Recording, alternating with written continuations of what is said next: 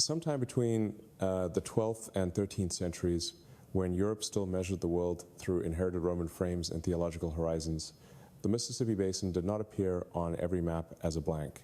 In a small number of rare geographic documents and descriptive records, it was not treated as an empty margin beyond the known world. It was drawn as space with weight. Rivers were not merely lines, but arteries. Clusters of symbols did not float randomly, but gathered, repeated, and aligned. Notes appeared beside them, brief and restrained, suggesting centers of earthworks, concentrations of mounds, zones of activity that implied more than local ritual.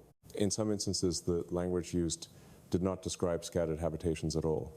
It hinted at a unified domain, a vast organized region that later scholars would hesitate to name, but which those early hands seemed to recognize as something whole. Not a city, not a single tribe, but a system legible enough to be rendered, stable enough to be outlined, coherent enough to deserve a place on parchment. Then, over time, the name dissolved, the symbols thinned, the coherence faded. Later maps showed the same rivers, the same broad basin, but stripped of that earlier density. No marginal notes explain why. No formal correction crossed out the earlier vision. No great scholarly dispute recorded the moment when the idea was rejected. The region simply lost its former identity. What had once been drawn as an organized landscape became, in later centuries, a space awaiting definition. The absence is not dramatic, it is quiet. It feels less like an erasure than a forgetting performed so smoothly that it leaves no scar. This is where the unease begins. Not with claims of lost civilizations or forbidden knowledge, but with the simple cartographic question. If a region was once sufficiently understood to be drawn as a unified entity, what changed?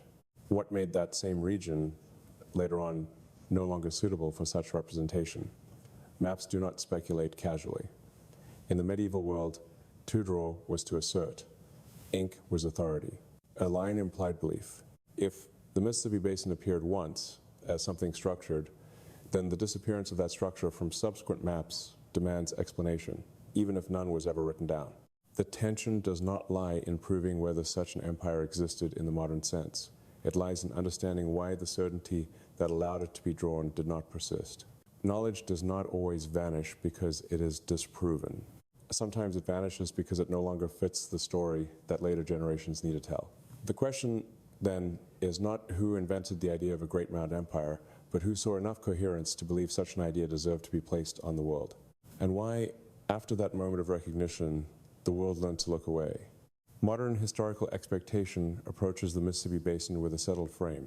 It is taught as a landscape of dispersed societies, complex and impressive in their own ways, yet fundamentally local. Communities rise and fall, trade networks form and dissolve, ceremonial centers draw pilgrims and labor, but no overarching political entity binds the entire region together. Power is understood as fragmented. Authority is situational. The absence of written records, standing stone cities, or centralized bureaucracy reinforces this interpretation. Within this model, there is no need for a name that implies unity. There is no place for an empire, even one made of earth rather than stone. The mounds themselves are acknowledged, cataloged, excavated, and measured. They are described as ritual platforms, burial sites, markers of cosmology and social hierarchy. Each mound belongs to its immediate context, its river bend, its surrounding settlement. The emphasis is on diversity rather than integration, variation rather than standardization. This framework is not careless, it is careful, grounded in archaeological method and evidence. Yet it carries an implicit assumption that large-scale territorial coherence requires forms of administration and material expression recognizable through European historical experience. Under this expectation, a map showing the Mississippi Basin as a single organized entity feels out of place. It introduces a scale that the model does not require. It suggests coordination beyond what the prevailing narrative anticipates. If societies were fundamentally local, then their representation should be local as well. There's no reason to draw the basin as a whole, no reason to cluster its features into a single conceptual space. The very act of doing so implies a different understanding of how the region functioned. This is why the phrase Great Mound Empire even when used cautiously, produces discomfort. It seems to impose an external category to stretch the evidence toward a conclusion it does not explicitly demand. And yet, the maps themselves exist. They were drawn before modern archaeology, before nationalist narratives, before the rigid separation between prehistory and history. They reflect a moment when information flowed through different channels, when travelers' reports, oral accounts, and inherited geographic knowledge merged into visual form without the filters we now apply. The conflict, then, is not between archaeology and fantasy. It is between two expectations of scale. One insists that the Mississippi Basin must be understood as a mosaic of local systems. The other, embedded quietly in old maps, suggests that someone once perceived that mosaic as a pattern large enough to be named. The discomfort arises because these two expectations cannot easily coexist. To understand the weight of this contradiction, the maps themselves must be taken seriously, not as curiosities, but as instruments. Medieval cartography was not decorative by default. While symbolism and theology shaped many world maps, regional representations followed different rules. They aimed to communicate usable knowledge. Rivers mattered because they guided travel. Settlements mattered because they indicated resources, power, and danger. When clusters appeared, they signaled density. When boundaries were implied, they reflected perceived limits of control or influence. On the maps associated with the Mississippi Basin, what stands out is repetition. Symbols marking mounds or centers appear again and again along river systems, spaced in ways that suggest planning rather than accident. Certain sites are emphasized over others, drawn larger or annotated more clearly, implying centrality. Tributaries are not empty lines, but carry their own concentrations, creating a hierarchical image of space. The basin reads not as wilderness punctuated by isolated sites, but as a structured environment with internal logic. Equally important is what does not appear. There are no sea monsters, no mythical annotations warning of the unknown. The region is treated with the same visual seriousness as parts of the world already integrated into European awareness. This alone suggests confidence. Mapmakers did not invent detail where none was believed to exist. They relied on chains of transmission that carried reputational weight. To include a region in such a manner was to affirm that it had been encountered, described, and deemed credible. The tension emerges when this visual confidence is compared with later absence. If the information was strong enough to be drawn once, why did it not persist? Map errors, once introduced, often lingered for centuries. Phantom islands floated across atlases long after sailors failed to find them. Imaginary mountain ranges endured despite contradictory reports. Yet here, a detailed conception of a continental interior quietly vanished. This selective forgetting is difficult to explain through error alone. What remains is the map as a fossil of perception. It captures a moment when the Mississippi Basin was legible to someone, somewhere, as an organized whole. The disappearance of that perception tells us less about the land itself and more about the changing rules of what counted as acceptable knowledge. When the physical reality of the mounds is placed alongside the maps, the sense of scale deepens. Thousands of earthworks stretch across the basin, aligned with rivers, floodplains, and elevated ground. Their construction required labor mobilized over generations. Their placement reveals shared principles: orientation, proportion, relationship to water and sky. Patterns repeat across vast distances, suggesting communication and shared understanding rather than isolated invention.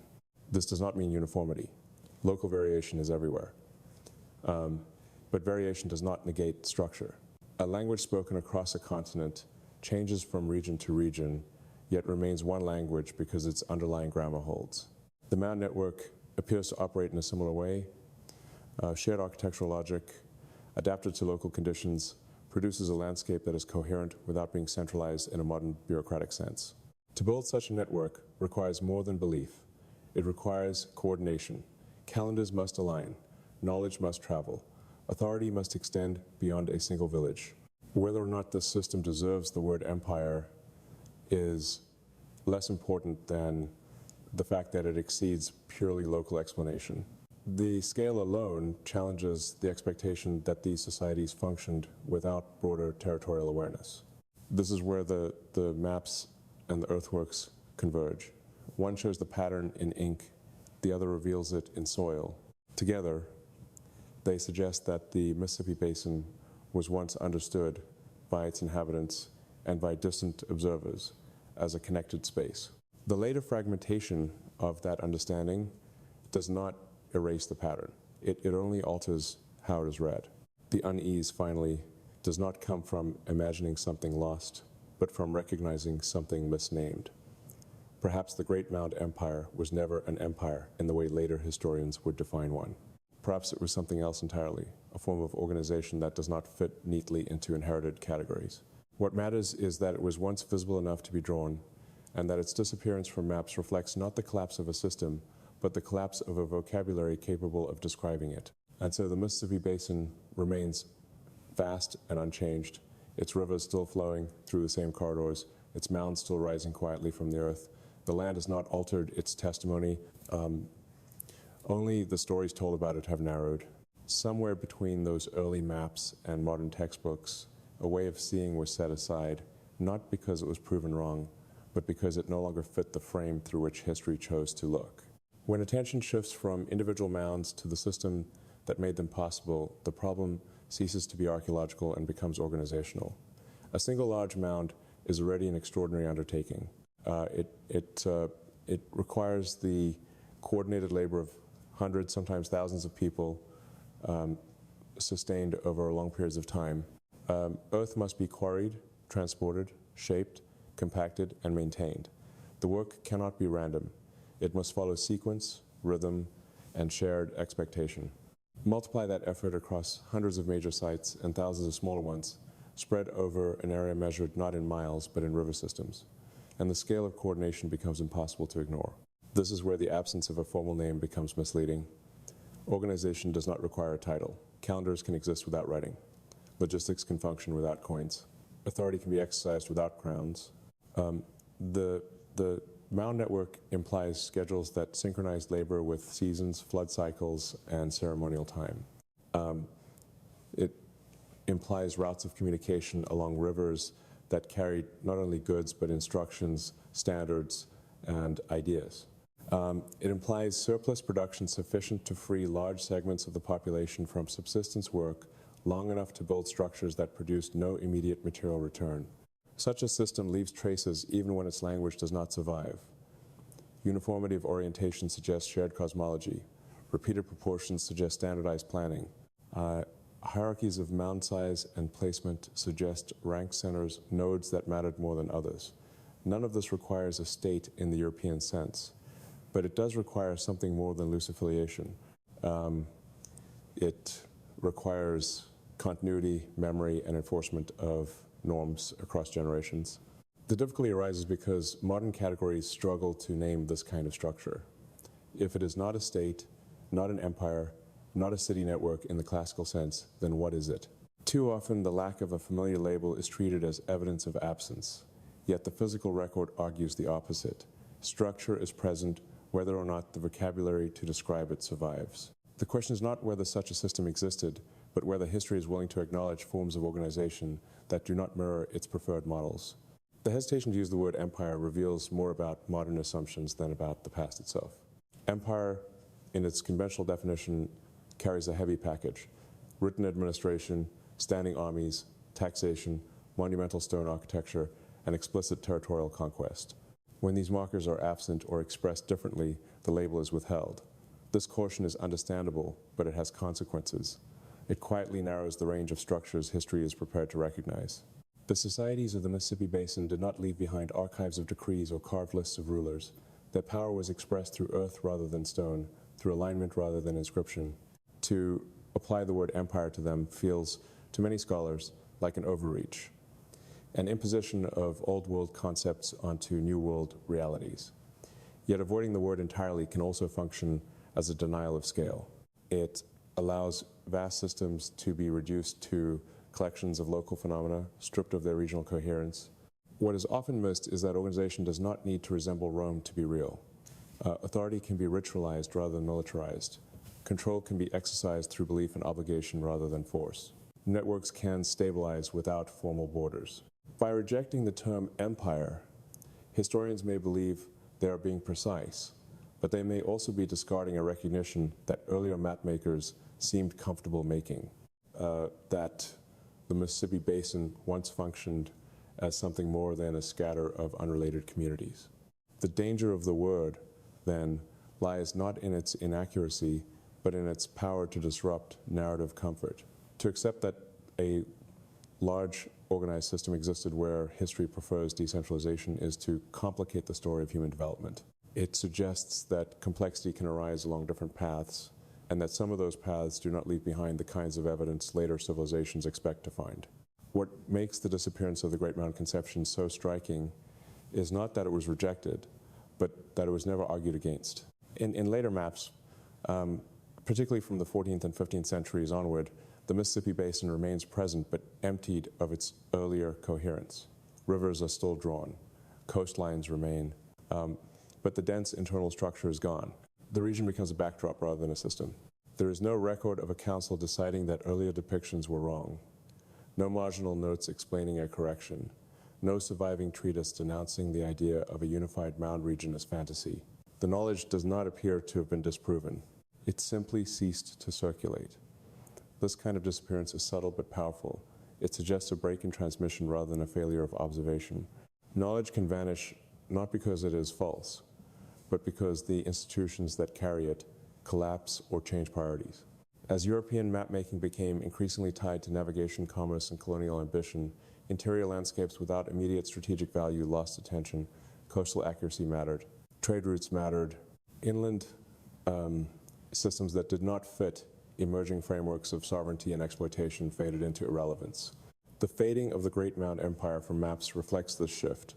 The basin did not change. The mounds did not vanish. What changed was the usefulness of seeing the region as organized.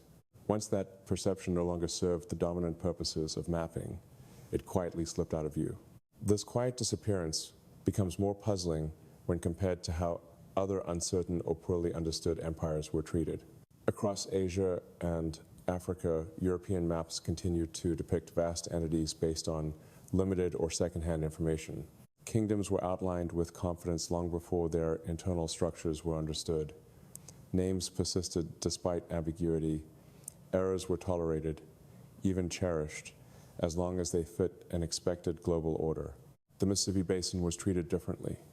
Its earlier coherence did not linger as a vague outline or a questionable label. It was removed almost entirely as an organized concept. This asymmetry suggests that the issue was not a lack of data, but a lack of fit. A large, non-literate earth-building system in North America did not align with the emerging story of the continent as a land awaiting civilization and discovery. By the time European powers turned sustained attention westward, the narrative demanded emptiness or fragmentation. The idea that a vast, coordinated system had once existed complicated claims of novelty and possession. It was easier and perhaps more convenient to let the older vision dissolve. In this light, the disappearance of the Great Mound Empire from maps is not a mystery of lost evidence, but a case study in selective memory.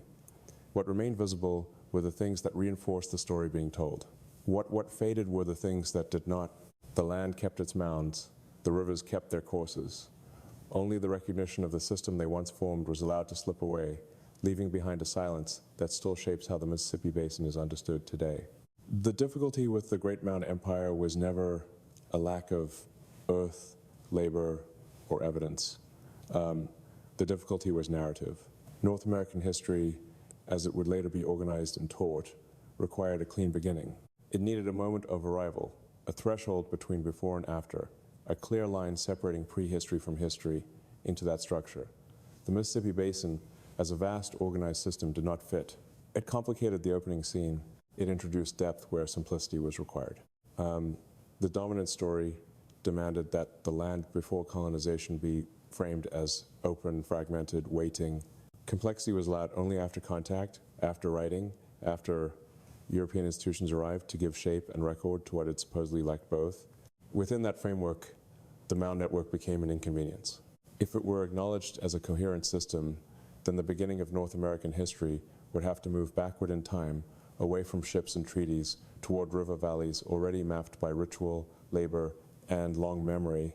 This is why the disappearance of the Great Mound conception feels less like an academic correction and more like a quiet editorial decision. The system was not disproven, it was sidelined. The story did not have room for a large-scale organization that left no king's lists and no written borders, yet reshaped entire landscapes. Such a system destabilized the notion that civilization arrives from elsewhere. It suggested that organization could emerge locally, deeply, and in forms that resisted later classification. History is often simplified not because the past was simple, but because complexity disrupts coherence. To teach a continent as something that becomes civilized requires an earlier state of absence. The Great Mound Empire, even unnamed, violated that absence. It forced an acknowledgement that North America already possessed its own forms of order and that those forms did not neatly dissolve when new ones arrived. To preserve the clarity of the timeline, something had to give way. What gave way was the memory of a system that could not be easily placed at the beginning or the middle, and therefore could not be comfortably left in the story at all. Maps are often treated as mirrors of reality, neutral reflections of land and water, but in practice, they function more like memory devices. They preserve what a culture decides is worth retaining and quietly discard what it no longer wishes to carry forward. A map does not simply show what exists, it shows what is allowed to remain visible within a given worldview. When the Mississippi Basin was once drawn as a structured region, that drawing represented more than geography. It encoded an understanding that the land held internal order, centers, and relationships that mattered. Removing those markings did not change the land itself. It changed how later viewers were taught to think about it. Rivers became empty channels. Mounds became isolated curiosities. The connective tissue was erased. This is how forgetting often works. It does not require destruction. It requires omission. Once a feature stops being drawn, named, or contextualized, it begins to fade from collective awareness. Future observers encounter the remains without the framework that once made them legible. The mounds remain, but they no longer add up to anything larger. They become archaeological sites rather than components of a system. Understanding maps this way shifts the question from accuracy to intention. Why was something included at one time and excluded at another? What purpose did its presence serve, and what purpose did its absence later fulfill? In the case of the Great Mound Empire, the removal aligns with a broader reorganization of knowledge, one that prioritized navigable coasts over interior systems, written records over embodied memory, and political forms recognizable to European eyes over those that were not. To erase a region from a map is not to deny its physical existence, it is to remove it from thought. Once gone from the cartographic imagination, it becomes harder to ask questions that require it to have been there at all. The map, in this sense, does not lie. It remembers selectively. The absence of a surviving name is often treated as a verdict. Without a title, without inscriptions declaring unity, the Mississippi Basin system is reduced to fragments. Yet, naming is a cultural act, not a prerequisite for structure. Many systems function without ever declaring themselves as such. They exist through practice, repetition, and shared understanding rather than proclamation.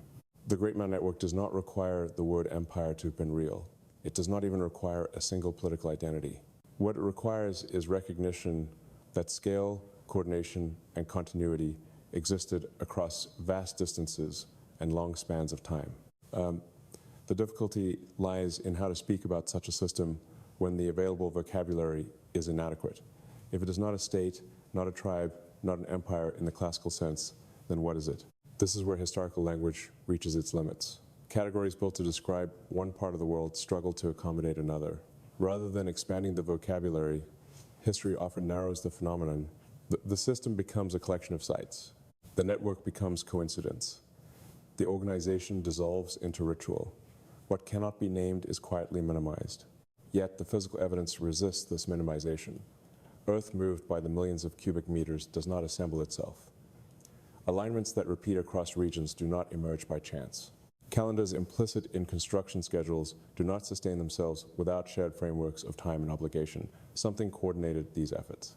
Something held them together long enough to leave a coherent imprint on the land. The challenge is not to impose a name, but to accept that the lack of one does not imply absence. Some systems exist without labels, just as some languages exist without writing. To acknowledge them requires a willingness to describe before categorizing, to observe before naming. It requires history to admit that it sometimes encounters realities it does not yet have words for. The Mississippi Basin has not changed. Its rivers still follow the same courses. Its floodplains still rise and fall with the seasons. The mounds still stand, softened by centuries of weather, but unmistakably shaped by human hands. What has changed is the way they are read. There was a time when this landscape was legible as a system, when it could be drawn as a region with internal order and significance. That legibility did not vanish because the system collapsed overnight. It faded as the frameworks used to interpret the land were replaced. New stories required new beginnings, and the old coherence no longer served them. Nothing in this requires rejecting archaeology or inventing lost civilizations. The mounds are studied, measured, and dated. Their builders are acknowledged. What remains unresolved is the scale of recognition, whether the land is understood as a scattering of sites or as the residue of a vast coordinated network depends less on new discoveries than on interpretive willingness. History often prides itself on accumulation, on the steady gathering of facts, but it is also shaped by subtraction. What is removed from maps, from textbooks, from the vocabulary of possibility can be just as influential as what is added.